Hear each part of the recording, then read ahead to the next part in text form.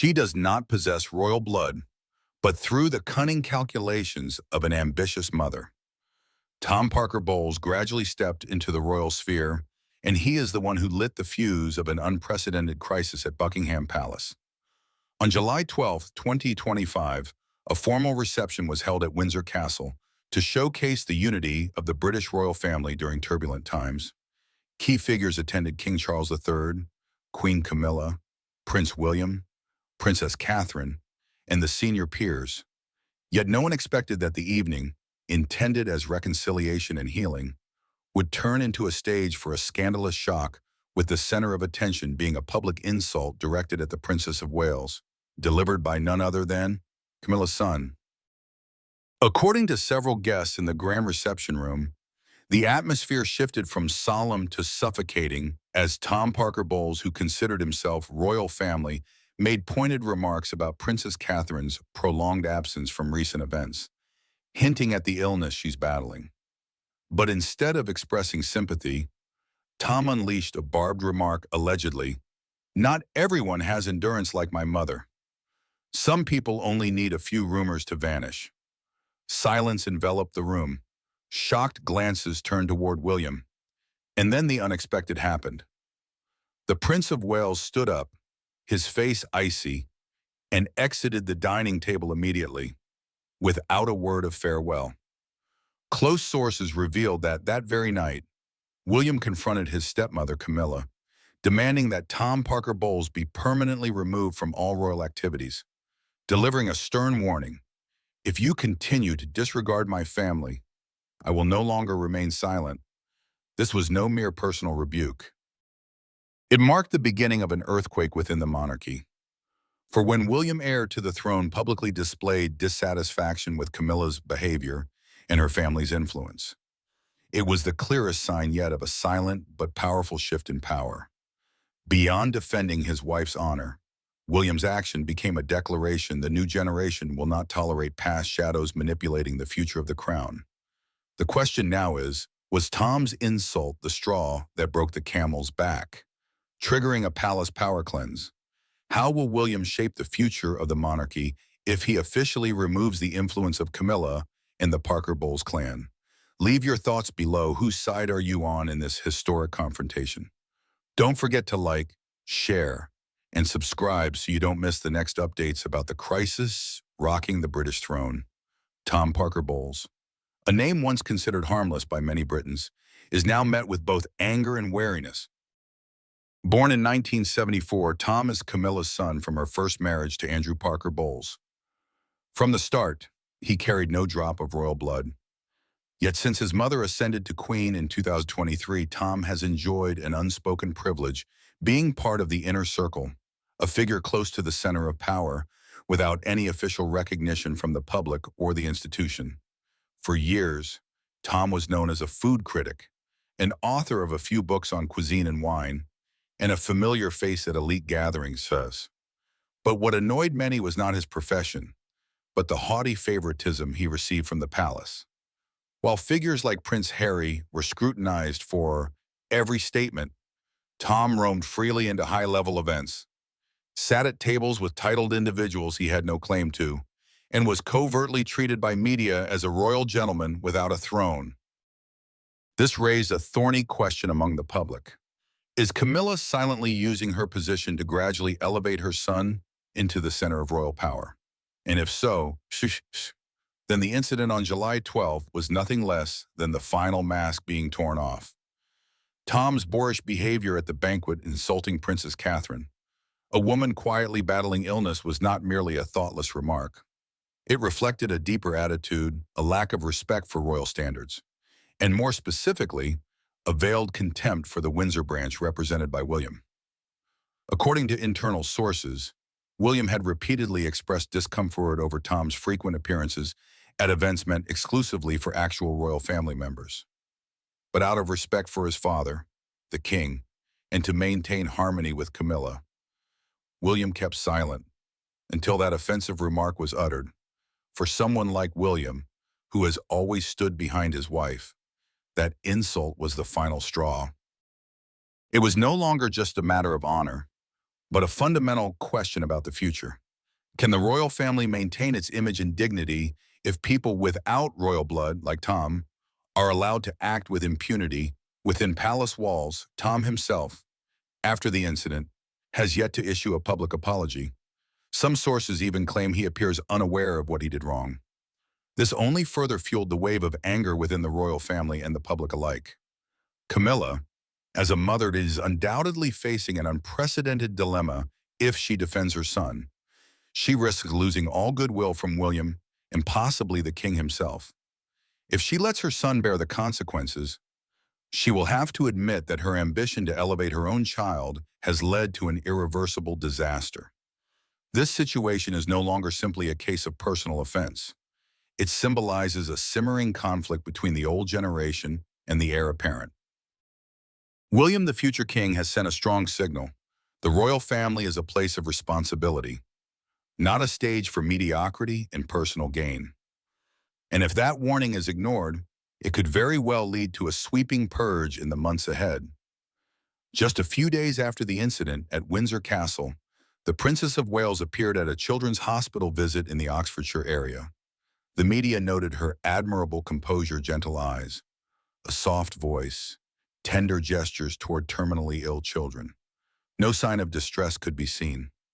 But for those who know Catherine, they understood she was bracing herself to maintain an image, one she has spent her entire life protecting: a devoted wife, a gentle mother, and a model royal figure. The insult from Tom Parker Bowles was not merely a rude comment. To Catherine, it was a direct blow to her dignity, and more than that, to everything she represents within the royal family. A woman who overcame doubts, rumors, and class barriers to enter the House of Windsor now turned into a punchline at a power banquet where she should have been honored. Internally, there are reports that William was furious after hearing the full context of Tom's remark. He wanted to react more strongly, even publicly denounce him. But it was Catherine who held him back. In a quiet evening at Adelaide Cottage, she told her husband, "Don't let division destroy what we're trying to build. I don't want the children to grow up amidst power struggles." Catherine has always believed that the unity of the royal family isn't forged by those with the loudest voices, but by those who endure in silence and continue to serve. That is why she chose to stay silent amidst the storm. But silence does not mean she wasn't hurt. Old wounds unhealed. Tom's sarcastic remark reopened unpleasant memories from the past. When Catherine first entered the royal family, she was labeled by the tabloid press as a commoner wearing a crown, doubted because of her middle-class background, and cruelly compared to previous idealized figures. At one point, she was criticized as being too perfect to be real, as if her calm and reserved demeanor were nothing more than an artificial facade. Catherine did not respond. She chose to build trust through consistency and love for her small family.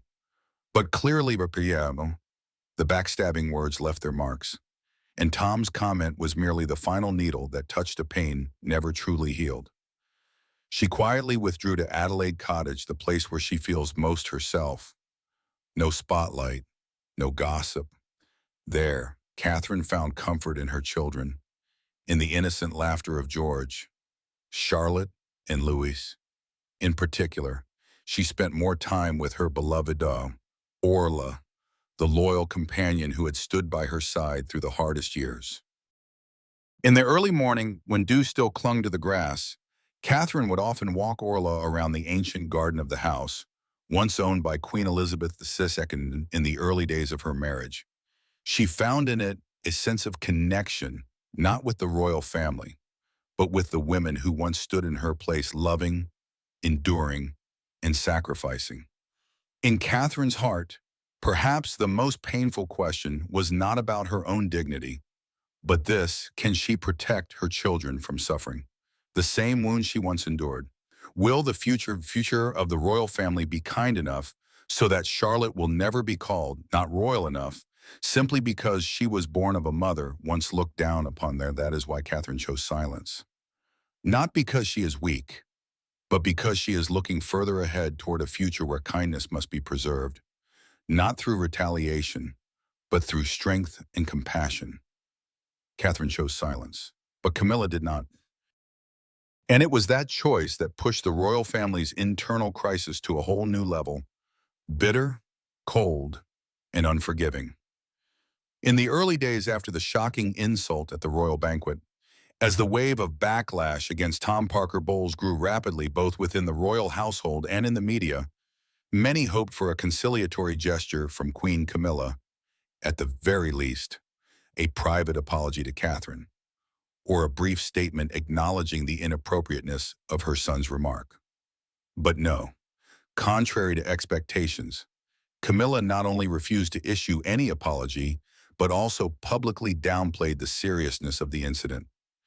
In a private meeting with a close group of advisors at Clarence House, she is said to have remarked that Tom's comment was merely a harmless joke, a bit of aristocratic dry humor, and completely blown out of proportion by the media. Even when a transcript of the banquet secretly provided to the press by a senior staff member was released, quoting Tom's offensive remark word for word, Camilla did not yield. She claimed the document was unreliable, possibly edited, and used as a tool to sow division within the royal family. According to sources close to Kensington Palace, William personally reached out to Camilla shortly after the incident, hoping to resolve it internally and prevent the scandal from escalating in the press. But Camilla, described as cold and unyielding, refused to meet privately with either William or Catherine. Instead, she sent a message through one of her secretaries. Tom has nothing to apologize for. That hardline stance began to shake even those who had long been loyal to Camilla. A quiet wave of withdrawal started spreading within her office. At least 3 senior aides, who had worked with Camilla since her time as Duchess of Cornwall, tendered their resignations. One of them shared under anonymity, "I used to believe she was a sensible woman who understood the times, but her response this time made me no longer want to stand behind her." The arrogance that once served as a shield for Camilla to endure the backlash from marrying Charles has now become her fatal flaw. In an era where the royal family is forced to modernize, prioritize transparency, and embrace accountability, denial and refusal to admit wrongdoing are no longer easily tolerated, and Camilla is paying the price for it. The quiet purge begins. Camilla still holds the title of queen, but her power and influence are being noticeably reduced not through a public dethronement, but by quiet decisions with highly symbolic weight. In August, Buckingham Palace announced the list of royal representatives attending the United Nations Peace Summit in Geneva, a major event that traditionally includes both King Charles and Camilla. But this time, only William and Princess Anne were appointed. Camilla was entirely absent. It didn't stop there. The traditional Highland Games at Balmoral, an event where senior royal family members usually demonstrate unity before the Scottish public, was also held without Camilla's name on the list of honorary guests. This marked the first time since 2006 that she was excluded from the event, despite still being the king's consort. Many believe that William was behind these decisions. But what stood out even more was King Charles's silence. Charles, who once defied both the institution and public opinion to marry Camilla, now chose to completely withdraw from the storm of controversy surrounding his wife. He did not speak out in her defense, nor did he forbid the firm stance taken by William. Observers suggest the king is facing a dilemma. To defend his wife would mean direct confrontation with his heir, while staying silent is virtually an implicit agreement with Camilla's gradual removal from the center of royal power. A senior advisor who once served under Queen Elizabeth II gave a stark assessment: Camilla has gone too far, and Charles knows it. The problem is, he doesn't know how to fix it without damaging himself. At a time when loyalty is being tested and personal reputation is under fire, Camilla chose to continue showing an unyielding attitude. She still appeared at minor events, usually involving charity or the arts, but her expression remained cold, almost distant from the media lens. Any questions from the press about Tom's incident were firmly declined by her secretary. However, insiders understand this is no longer a matter between 2 women, Catherine and Camilla. This is the drawing of a boundary between 2 generations within the royal family. One side represents the old order where status could be maintained through denial and behind-the-scenes power. The other represents the future where honor is not negotiable. An apology is no longer a sign of weakness, but of civility. What do you think about how Camilla is facing this storm? Is she trying to preserve face, or does she truly not see herself at fault? And Charles's silence, is it a sign of helplessness, or the final punctuation mark on the influence of the woman he once placed above the throne itself, as Camilla chooses silence and protects her son with relentless coldness? Tom Parker Bowles, the man at the center of the storm, is beginning to feel what his mother has yet to confront: the collapse that cannot be undone. For a man who was never officially a member of the royal family, but fully enjoyed the privileges as if he were born of royal blood, Tom may have grown accustomed to being forgiven, to skating past mistakes thanks to his mother's status and name. But this time, the British public has run out of patience.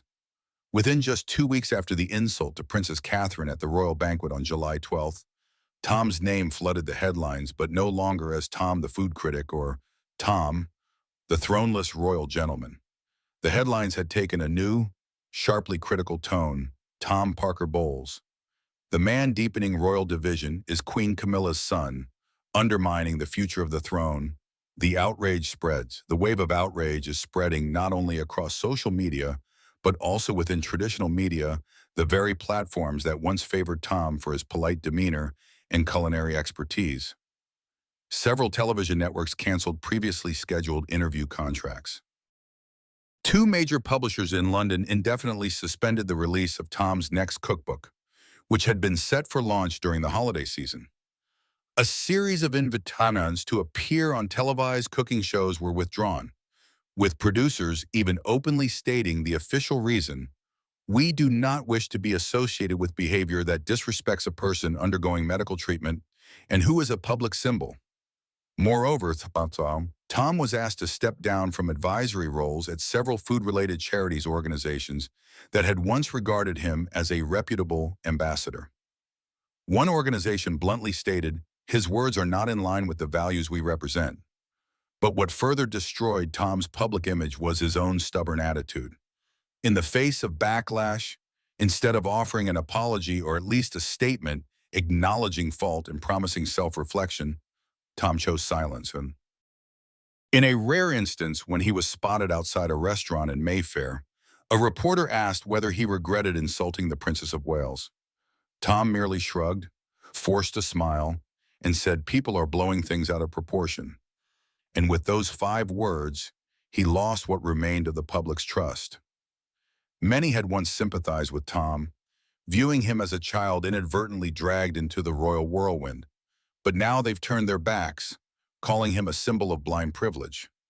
A reader commented beneath an article in The Times, "Being the Queen's son doesn't give you the right to belittle a woman fighting illness." No joke is harmless when it tramples on compassion. The price Tom is paying is not only his reputation, it is isolation, a permanent stain in the eyes of the British public, who are gradually awakening and no longer tolerate arrogance disguised in aristocratic robes. And then, amid all the chaos, Catherine's image shone like an anchor of compassion and dignity. Immediately following the scandal, countless emails, handwritten letters, and articles were sent to Kensington Palace expressing unwavering support for the Princess of Wales. An internal report noted over 4,000 emails and messages were received in just 10 days, many from mothers, cancer patients, and everyday people who felt a deep empathy for the calm Catherine displayed. She doesn't need to say anything. It's Catherine's silence that earned our admiration. In an era where people react instantly, she chose dignity. Read an excerpt from a letter sent by a nurse working in Leeds. Catherine's understated yet poignant appearance at the Oxford Children's Hospital only deepened the public's affection for her.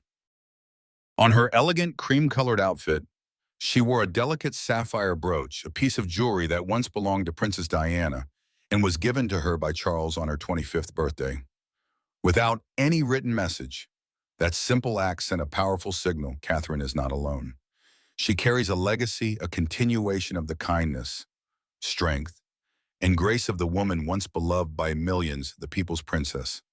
The image of Catherine bending beside a sick child, gently placing her hand on their cheek, smiling and chatting as if there were no storm outside, became a moment shared hundreds of thousands of times on social media. Netizens called her the beacon of kindness in the shadows of power, and the queen without a crown, but in the hearts of the people. The more she is attacked, the more steadfast Catherine becomes. The more she is insulted, the brighter she shines. And that is what makes it unnecessary for William to retaliate with words. Because the strongest, most resounding response does not come from any statement, but from the choices of millions of hearts watching this woman every single day. Do you think Tom's downfall is the inevitable consequence of misused royal privilege?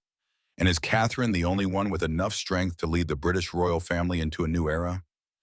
Leave a comment, share your thoughts, and don't forget to like and subscribe so you won't miss the next hidden corners in the turbulent journey of the British monarchy in the post-Elizabeth era. Under the gentle sunlight of a June morning, as lavender began to bloom along the front gardens of Kensington Palace, a new reality was quietly taking shape at the heart of the British monarchy. The center of power no longer lay at Buckingham Palace, the symbol of authority and tradition, but had silently shifted westward to London, where the Duke and Duchess of Wales are writing a new chapter, younger, more modern, and more beloved by the public than ever before. Kensington Palace, the new power center of the royal family. No official declaration was needed. No coronation or dazzling speech. William and Catherine have captured the hearts of the people in a way no other member of the royal family could. In the eyes of the public, they are not just symbols of a new generation, they are guardians of Princess Diana's spirit, compassion, integrity, and quiet courage. Kensington Palace, once home to Princess Diana and now the family residence of William, has become the unofficial headquarters of royal activity. British media have begun referring to it as the new heart of the monarchy. From strategic meetings and internal reform planning, to hosting charities and foreign dignitaries, all now take place here. This is unprecedented under the reign of King Charles III and makes the contrast between two generations more striking than ever. William is no longer the cautious prince standing behind his father. He is now a true leader, decisive, visionary, and deeply loyal to the values his mother lived and died for. It is not hard to see that in crucial matters like handling the media, restructuring royal duties, or defending Catherine in the midst of public storms, William is always the first to act and the last word belongs to him. A close royal insider revealed Charles holds the throne, but William is steering the direction of the monarchy. And that's evident not only through his actions, but also in the absolute trust the public places in him. Recent surveys show that over 68% of Britons believe William should take the helm of the royal family sooner than expected, while support for King Charles and Camilla has plummeted following recent scandals involving Tom Parker Bowles and the king's passive response. Catherine, William's quiet yet powerful partner, further strengthens their soft power. Her appearance in an elegant outfit with a sapphire brooch once belonging to Diana during a visit to Oxford Children's Hospital was not only moving, but also sent an unmistakable message: a new era has begun. And in this new era, compassion is the true power. The quiet future of Camilla and King Charles. In stark contrast to the blooming vitality at Kensington, the atmosphere at Buckingham Palace seems tinged with twilight. Camilla, though still holding the title of Queen Consort, has gradually withdrawn from both political and social activities following a wave of public backlash. Her once friendly image at charity events has been replaced by prolonged absence, which the press has dubbed strategic silence. After the incident involving her son, Tom Parker Bowles, and his public insults toward Catherine, Camilla's image has suffered a severe blow. No one speaks of her redemption arc as a devoted partner beside the king anymore. Instead, the media now poses a pointed question. Was she merely a fleeting symbol, a background character in a new narrative being written by William and Catherine? As for King Charles, he appears to be trapped in a strange limbo. With age catching up In health reportedly in decline, the king is said to be resting more than working. He does not act, does not speak, and does not stand up for either his wife or his son. His silence, though justified by the palace as neutral and cautious in reality, only distances him further from both the public and his own heir. Observers believe Charles is caught in the very choice he once made between the woman he fought against all odds to marry and the son who is now winning the hearts of the nation. But rather than seeking reconciliation, the king chooses avoidance. And that avoidance has, inadvertently, paved the way for William to shape the future of the monarchy without needing the throne's permission. People no longer ask when Charles will pass the crown. They are slowly accepting an unspoken truth: the real transfer of power has already happened. This transition has unfolded quietly but with great force. Not through official power, but through legitimacy recognized by the people, through real action, and through the hearts that William and Catherine are winning more with each passing day. Buckingham Palace now feels like a living museum, preserving the remnants of a controversial past. Meanwhile, at Kensington, life continues youthful, vibrant, and full of hope. The laughter of William's 3 children echoing in the garden, the meetings with ordinary people, the proud look in Catherine's eyes as she watches her husband step in front of the press, all paint a picture of a monarchy in revival. Not by the crown, but by the dignity and love they preserve. And if Diana could look down from somewhere, surely she would smile, because at long last, the values she fought for, kindness, truth, and integrity, are being lived every day by her son and daughter-in-law. Not within the cold stone walls of Buckingham, but in the warm heart of Kensington.